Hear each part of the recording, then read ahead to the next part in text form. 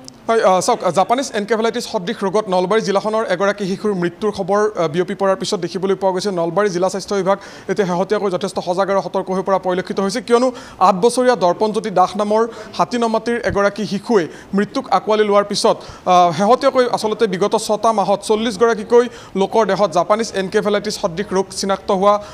পৰিলক্ষিত হৈছে আৰু তাৰ পিছত নলবাৰী স্বাস্থ্য বিভাগ যেহেতু যথেষ্ট সজাগ আৰু সতৰ্ক হৈ পৰিছে আৰু এই মুহূৰ্তত গোটেই কথাখিনি পাতিবলৈ মই নলবাৰী জিলা যুটীয়া স্বাস্থ্য সেৱা সঞ্চালকৰ কাৰ্যালয়ত উপস্থিত আছোঁ আৰু মোৰ লগত সঞ্চালক ডাক্তৰ কৈলাশ ডেকা ডাঙৰীয়া আছে মই তেখেতৰ পৰা পোনে পোনে গোটেই কথাখিনি জানিবলৈ চেষ্টা কৰিম মই পোনে পোনে ছাৰ আপোনাৰ ওচৰলৈ আহিছোঁ যিহেতু এটা দুখৰ খবৰ এগৰাকী কণমানি আচলতে মৃত্যুক আঁকোৱালি ল'বলগীয়া হ'ল জাপানিজ এনকেফেলাইটিছ সদৃশ ৰোগত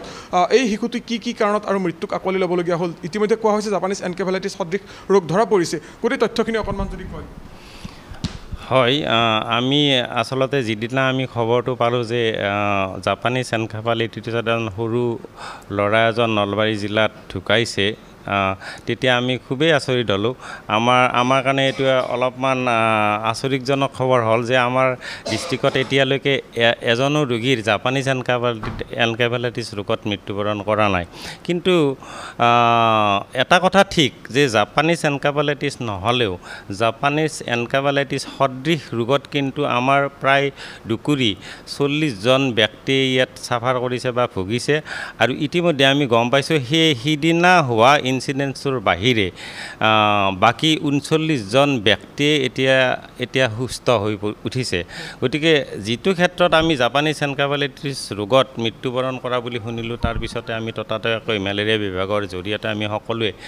তেওঁলোকৰ ঘৰত গৈ পেলাই আমি ভিজিট কৰিলোঁ ভিজিট কৰি পেলাই তেওঁলোকৰ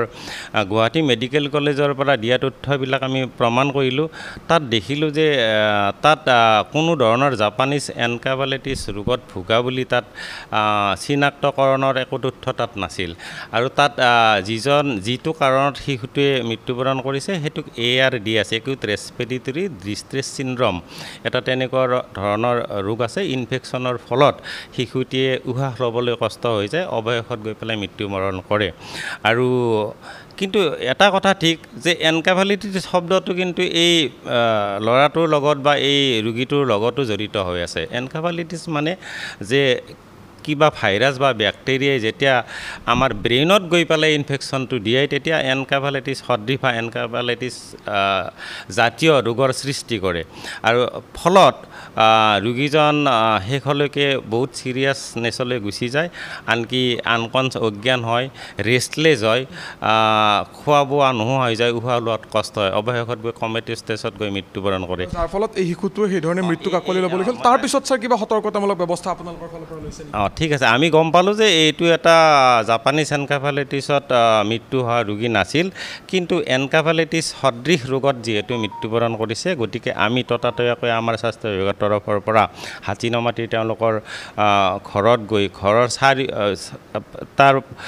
ওচৰ চুবুৰীয়াৰ ওচৰত যিমানখিনি মানুহ আছে সেই গোটেই মানুহখিনিৰ ওচৰত গৈ পেলাই আমি কিবা জ্বৰৰ বেমাৰ আছে নেকি কিবা ডায়েৰিয়াৰ বেমাৰ আছে নেকি কিবা অন্য ধৰণৰ তেনেকুৱা এনকেফেলাইটিছ ধৰণৰ কিবা ৰোগত ভুগিছে নেকি এইবিলাক চব পৰিচৰ্যা কৰি তেওঁলোকৰ পৰা ব্লাড স্লাইড কালেকশ্যন কৰাৰ ব্যৱস্থাটো কৰিছিলোঁ আৰু তাৰপিছত আমি গম পাইছিলোঁ যে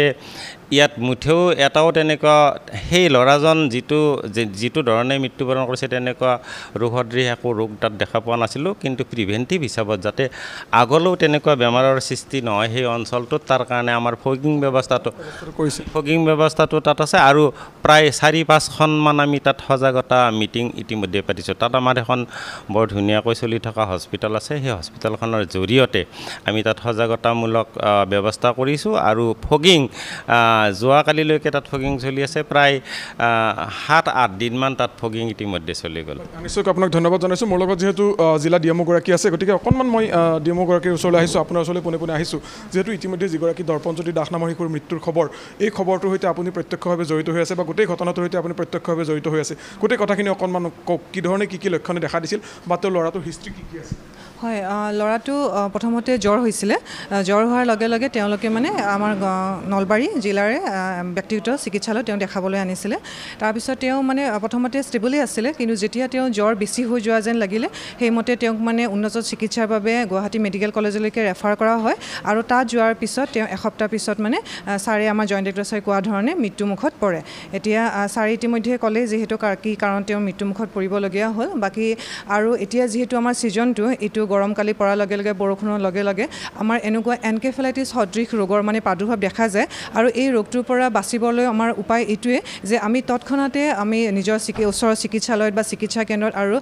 চিকিৎসা বিষয়াসকলৰ ওচৰত আহি নিজৰ আমি পৰীক্ষা কৰিব লাগে আমি কেতিয়াও মানে ঘৰতে থাকি জ্বৰ হৈছে নিজে ফাৰ্মাচীৰ পৰা বা নিজে দৰৱ কিনি খাই যাতে জ্বৰটো ভাল পাম নেকি ঘৰতে বহি চাই লওঁ তেনেকুৱা আমি কৰিব নালাগে যিহেতু এই ছিজনটো মানে প্ৰত্যেক বছৰে এই ছিজনটো আহে এই ছিজনটো যিহেতু বেয়া হয় গতিকে তৎক্ষণাত আমি চিকিৎসকৰ ওচৰত গৈ চিকিৎসকৰ পৰামৰ্শ মতেহে আমি নিজৰ চিকিৎসা কৰাব লাগে তেতিয়াহ'লে কি হয় যদি এডমিট কৰাবলগীয়া হয় বা চিকিৎসা আৰু দীঘলীয়া কৰিবলগীয়া হয় তেতিয়া আমাৰ ডক্টৰসকলৰ চিকিৎসকসকলৰ সহায় হয় মানুহজনৰ মৃত্যুমুখৰ পৰা বচোৱাৰ কাৰণে যিহেতু আপুনি কৈছে যে বা ছাৰেও সেই কথাটো কৈছে 40গৰাকীকৈ ৰোগী শেহতীয়াকৈ প্ৰায় 6 মাহত 40গৰাকীকৈ ৰোগী চিনাক্ত হৈছে বৰ্তমান কোনোবা ৰোগী এক্টিভ হৈ আছে তেওঁলোকৰ চিকিৎসা চলি আছে হয় আমি যোৱাকালি ডেটলৈকে আমি তেনেকুৱা কোনো আমি ৰোগী এতিয়ালৈকে এক্টিভ ৰোগী পোৱা নাই আৰু তাৰ ভিতৰত আমাৰ কিছুমান চেম্পল আমাৰ যিবিলাক আহে তাৰ ভিতৰত প্ৰিকশ্যনাৰী মেজাৰ হিচাপে অলপ বেছি জ্বৰ থাকিলেও তেনেকুৱা কিছুমান ধৰক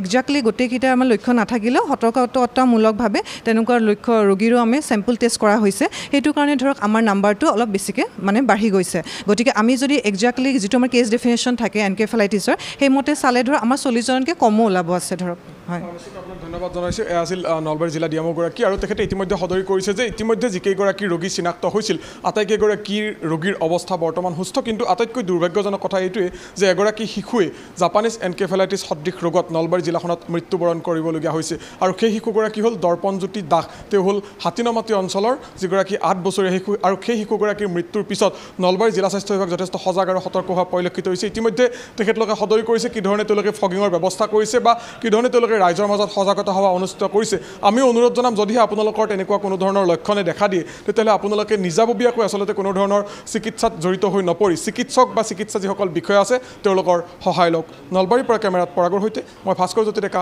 ND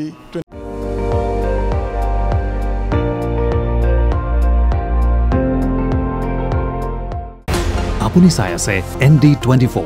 সৰ্বশ্ৰেষ্ঠ নহয় সৰ্বোত্তমৰ দৌৰত